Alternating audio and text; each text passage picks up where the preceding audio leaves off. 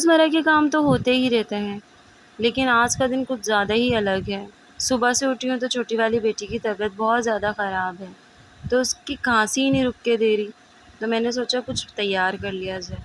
ये क्या कर रही हूँ मैं, वीडियो को जानने के लिए एंड तक बने रहिए। अस्सलाम वालेकुम मेरी प्यारी सी यूट्यूब फैमिली, क्या हाल है सबके, कैसे हैं सब? मैं अल्हम्दुलिल्लाह बिल्कुल ठीक हूँ, बस थोड़ी-सी परेशान हूँ क्योंकि मेरी शहज़ादियों की ना तबीयत ठीक नहीं बारिश में नहाने की वजह से इन लोगों को चेस्ट इन्फेक्शन हो गया है और शदीद बुखार भी। हालाँकि मैंने छोटी वाली को सुबह दवा दे दी थी, पर इसके बावजूद भी उसकी खाँसी नहीं रुक के दे रही, तो मैंने सोचा जो मैं घर में रेमेडी तैयार करके देती हूँ मैं उसे वही दे दूँ।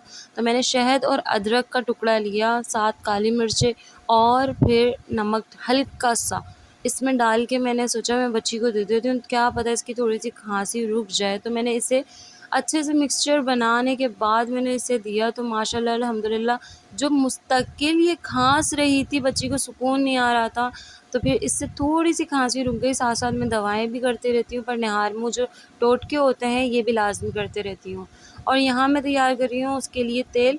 वैसे तो अम्मी ने तेल बना के रखा हुआ है, हमारी अम्मी जो सास है हमारी वो बहुत अच्छा तेल बनाती हैं। वो काफ़ी सारी चीज़ें ऐड करके तेल बनाती हैं, जैसे वो लहसुन का जला हुआ तेल बोलती हैं। अभी तो मैं सिर्फ़ और सिर्फ लौंग और नमक का तेल बना रही हूँ, क्योंकि वो लहसुन का तेल पहले भी मैंने अभी बीच में उसकी तबीयत ख़राब हुई थी तो लगाया था, तो उसके सीने पे बारीक-बारीक से दाने निकल कर आ गए थे, क्योंकि वो बहुत ज़्यादा गर्म होता है। उसमें डालती हैं अम्मी सरसों के तेल के अंदर लौंगे, अजवाइन, लहसुन और जायफ़ल डालती हैं और पता नहीं और भी बहुत सी कुछ डालती हैं अम्मी। तो उसमें ऐसा होता है कि वो एक्स्ट्रा का ना बहुत गर्म होता है। पहले भी मैं बच्चों के ठंड में ना वही लगाती हूँ, वही यूज़ करती हूँ, बहुत ज़बरदस्त उसका रिज़ल्ट है। आप लोग बोलेंगे तो आपकी फ़रमाइश पे एक बार मैं लाज़मी वीडियो बना के दिखाऊँगी, कमेंट में लाज़मी बताइएगा। और यहाँ मैंने सिर्फ लौंगे और नमक जो है इसे ऐड किया, इससे भी काफ़ी फ़र्क पड़ता है। अच्छा, ये सुबह 6 बजे से ना नॉन स्टॉप खाँस रही थी, बहुत ज़्यादा खाँस रही थी, इतनी ज़्यादा मैंने इन्हें दवा भी दे दी, दवा के बाद भी ना अभी 10 बज रहे हैं और 10 बजे तक खाँसे जा रही हैं, खाँसे जा रही हैं। मैं परेशान आ गई, मैंने बोला नहीं घर की रेमेडी बना के देती हूँ जो एक बार वो भी दे के दे सकती हूँ, क्या पता थोड़ी-सी खाँसी तो रुके। मैंने सारी चीज़ें कर ली कि ये वाला सिरप दे दिया, सिरप चेंज भी कर लिया, पर मजाल है इसकी खाँसी ना रुके। फिर मैंने ये ऑयल भी तैयार किया और इसको शहद जब चटाया ना तो ऐसा था कि थोड़ी-सी खाँसी से रुकी है, ऐसा नहीं है कि पूरी ख़त्म हो गई है, पर मैं ऐसी ना रेमेडी तैयार कर के देती रहती हूँ। फिर इनको दवा दी मैंने, दवा देने के बाद ऑयलिंग वगैरह ये सब कर आके इनको लिटाल दिया था और साथ ही अपने गंदे नेल्स साफ़ किए जो बहुत बुरे लग रहे थे। सिर्फ़ मैंने चेक करने के लिए लगाया और ज़रा भी अच्छा नहीं था। और यहाँ ये देखें इनकी तबीयत कैसे सही होगी।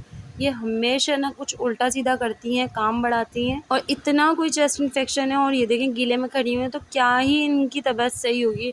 बच्चों के ना साथ-साथ में रहना पड़ता है।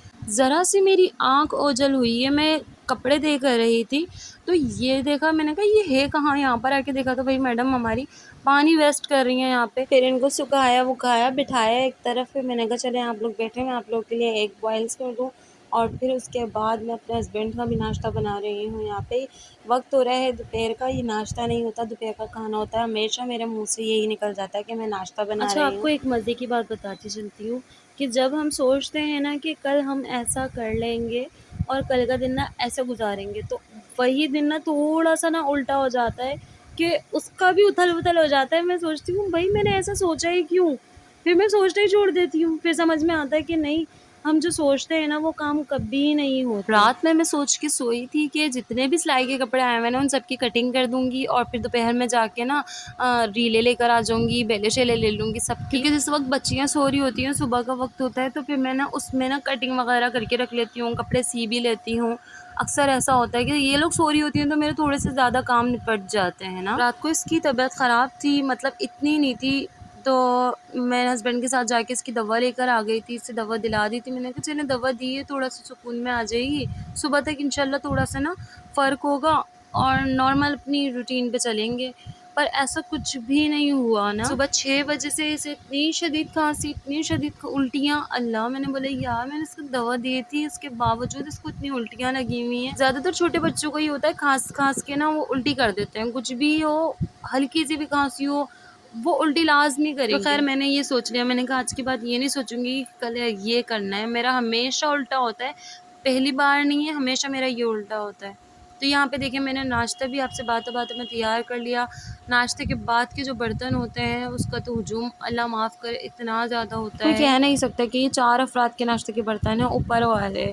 और रात के भी कुछ बर्तन थे, रात को मैं वैसे तो धो के सोती हूँ, पर इसकी तबीयत बहुत ज़्यादा ख़राब थी, तो तबीयत में बच्चियाँ चिड़चिड़ी हुई हुई हैं काफ़ी ज़्यादा। ज़हरा को भी ऐसी खाँसी-खाँसी से नज़ला-नज़ला सा हो रहा है। साथ-साथ में उनकी भी दवा मैंने कंटिन्यू की हुई है कि इनकी भी ज़्यादा कंडीशन ख़राब ना हो जाए। तो यहाँ बर्तन-शर्तन धोने के बाद मैंने अपनी साफ़-सफ़ाई की। साफ़-सफ़ाई में ऐसा होता है कि मैं सीखों की झाड़ू से जब ये टाइल्स के लगाती हूँ, वैसे तो बहुत सारे कम लोग हैं जो सीखों की झाड़ू से लगाते हैं, पर मुझे ऐसा लगता है कि इससे ना ज़्यादा साफ़ लग जाती है। क्योंकि पहली वीडियो में जब मैं इससे सफाई कर रही थी ना, तो मुझे कमेंट आया, हाँ, आप सीखों की झाड़ू से सफाई कर रही हैं। मैंने कहा अब मैं बता दूँगी कि सीखों की झाड़ू से क्यों सफाई कर रही हूँ। सीखों की झाड़ू से ना मुझे ना एक अच्छा-सा वो होता है कि सारी जो भी कीचड़-शिचड़ होती है ना टाइल्स वगैरह पे, वो सब निकल जाती है, अच्छे से सफाई हो जाती है। और यहाँ पे मैंने बना ली है शाम की चाय, और नाश्ता मैं लेट बना रही हूँ क्योंकि घर में अम्मी सारा सामान वैसे लेकर आई हुई थी, बस टमाटर नहीं आए थे। तो जैसे टमाटर आए थे तो फिर मैंने खाने की तैयारी शुरू कर दी थी। मैंने कहा पहले चाय पी ली जाए, फिर हम करेंगे खाने की तैयारी। आज मैं बनाऊँगी आलू की कतलियाँ। आलू की कतलियाँ बहुत से लोगों में आलू बोले जाते हैं, और हमारे यहाँ पे ससुराल में आलू बोले जाते हैं कि आलू बनेंगे, आलू की भुजिया बनेगी। और हमारे जो मैके की तो साइड पर हैं, काफ़ी सारे लोग आलू की कतलियाँ बोलते हैं। तो आप लोग क्या बोलते हैं? आप लोग भी लाज़मी से बताइएगा। यहाँ पे मैंने बना ली है चाय, चाय पिएँगे, अब चाय के बाद करेंगे दूसरे काम, और फिर उसके बाद खुद को सोचा था थोड़ा-सा रिलैक्स, फ्रेश वगैरह कर लूँगी, पर वाक़ई जो है छोटी वाली की तबीयत सही नहीं है। गोद में चढ़ी रही वो सारा टाइम, और फिर बस इतनी कोई चिड़चिड़ी हो जाती है इस कंडीशन में बच्चियाँ, इतनी हर बच्चा चिड़चिड़ा हो जाता है। ज़ाहिर है हम लोगों को भी नज़ला ज़ुकाम कुछ भी होता है तो हमारी हालत इतनी ज़्यादा ख़राब होती है, तो फिर तो ये बच्चे, इन लोगों को तो कुछ भी समझ नहीं आता कि करना क्या है। अच्छा, मेरी भी ना तबीयत ऐसी ही हो रही है, तो मैं इन लोगों को स्टिम करवा रही थी ना, तो साथ-साथ में ना खुद भी स्टिम लेती जा रही थी कि भई मैंने नहीं पढ़ना है, मैंने नहीं पढ़ जाना। ज़ाहिर है घर का भी देखना होता है, सब कुछ करना होता है, और अम्मी की भी ना आजकल तबीयत ऐसी ही हो रही है, बेचारी वो बहुत ज़्यादा वीक होती जा रही हैं। एक तो जॉब का लोड उन पर बहुत ज़्यादा है, ऑफ़िस में काम बहुत ज़्यादा हार्ड वर्किंग है उनके। तो ख़ैर मैंने यहाँ पे आलू ना पहले से कटिंग करके रख लिए थे, और अब मैं इन्हें तैयार करूँगी। मैं इस तरीके से आलू काटती हूँ, बिल्कुल गोल-गोल से। अच्छा, शादी से पहले की बात बता रही हूँ, जब मैं स्कूल्स टाइम चल रहे थे तब मैं अपने दोस्त के घर पे गई थी, तो उनके यहाँ जो आलू की कतलियाँ बनती थी ना, वो एकदम तिकोने-तिकोने कटे हुए होते थे। आलू बड़े-बड़े होते थे पर तिकोन शेप में कटे हुए होते थे। तो मैं ये कहती थी ये क्या है? तो वो बोलती थी आलू की ना कतलियाँ हैं, वो लोग भी आलू की कतलियाँ बोलते थे। मैं कहती हूँ कटे हुए कैसे हैं ना? तो वो बिल्कुल तिकोने शेप में होते थे। मैंने बोला ये काटे किस तरीके से? चलो ये तो है कि आलू कटे हुए हैं, पर वो बड़ी सफ़ाई से तिकोना शेप यानी कि ट्रायंगल में ना कटे हुए होते थे। मैंने कहा यार इतने ज़बरदस्त तरीके से किस तरीके से काटे आंटी ने, समझ नहीं आता। तो उनकी मामा ने बहुत जायके के बनाए थे वो भी। और यहाँ पे मैंने ये टमाटर वाली बनाती हूँ, कभी ज़ीरे वाली बनाती हूँ। अली को जो है ज़ीरे वाली पसंद है, ज़ीरा और कुटी मिर्च, बस कुटी मिर्चों वाली पसंद है उनको, बहुत ज़्यादा वैसी होती है फ्राई सी। तो यहाँ पे मैंने ये आलू की कतलियाँ बनाने के बाद रोटी का लग्गा लगाया। अच्छा, मैं साथ-साथ में ना ये सारा काम निपटा लेती हूँ, तो मेरे लिए बहुत ज़्यादा आसानी होती है। जैसे अभी कतलियाँ पक ही रही हैं, और मैंने ना पेड़े बना के रख लिए हैं क्योंकि वो बनने वाली हैं, और जल्दी से जैसे ही उतारूँगी फटाफट ना ये रोटियाँ बनाना शुरू कर दूँगी। और अगर मैं ऐसा होता है ना थोड़ी देर के लिए कि कतलियाँ हो जाएँगी और फिर या सालन बन जाएगा, उसके बाद रोटी बना लूँगी, तो वो मेरा काम ना ऐसे ही पड़ा रह जाता है। मतलब पड़ा रहने से ये मुराद है उसकी जगह उसके अल्टरनेट ना कोई दूसरा काम मिल जाता है, मैं उसमें लग जाती हूँ। फिर वो काम इतना लंबा हो जाता है, फिर मैं जाके दोबारा से फैलाओ, दोबारा रखो, सब कुछ करो, फिर दोबारा किचन को समेटो। तो ये होता है, लंबा काम हो जाता है बहुत ज़्यादा। मैंने कहा नहीं भई, एक साथ ही सारा काम निपटाना है, बच्चों की तबीयत वैसे ही सही नहीं है, तो जल्दी-जल्दी जितना भी काम हो सकता है किचन का निपटा के साइड, फिर जो दूसरा काम करना है आपने वो कर लें आप। पर ये इस तरीके से ना डबल-डबल काम बिल्कुल भी नहीं करें। खैर आज देने का मुझे सिलाई का सूट भी था, पर वो हुआ नहीं कंप्लीट क्योंकि बच्चों की तबीयत बहुत ज़्यादा ख़राब है। मेरे बच्चों के लिए दुआ कीजिएगा, अल्लाह पाक मेरी बेटियों के नसीब अच्छे करे, इनकी तबीयतें अच्छी करे, और हर बेटी का नसीब अच्छा करे अल्लाह पाक। मेरी हर दुआ यही होती है कि हम बेटियों के लिए तो मांगते हैं अल्लाह पाक बेटों का नसीब भी बहुत ज़्यादा अच्छा करे। तो यहाँ सारी रोटियाँ बनाने के बाद एक रोटी जो है घी वाली मैंने अपने मियाँ के लिए तैयार की है, बहुत मज़े की बनती है। नमक ऊपर से डालो, घी डालो, और ये घी वाली रोटी अपने मियाँ को देने के बाद मैंने सारे किचन के बर्तन शर्तन जो थे समेट समाट के मैंने कहा अब नहीं होगा किचन में किसी भी चीज़ का हुजूम। तो बस ये था कि आप ज़िंदगी को थोड़ा-सा आसान बनाने के लिए वक़्त पे वक़्त काम करते रहें, किचन में कुछ भी छोड़ा आपने अपना काम थोड़ा-सा भी अधूरा छोड़ा तो वो बढ़ता चले जाता है।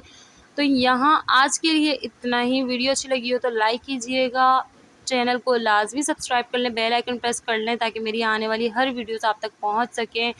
और लाज़मी से ना अपनी बहन को सपोर्ट किया करें, आपको हमेशा यही कहती हूँ, और दुआ किया करें कि अल्लाह पाक सबके लिए आसानियाँ करे, हमारे लिए भी, हम सब के लिए आसानियाँ करे। आमीन। अल्लाह हाफ़िज़।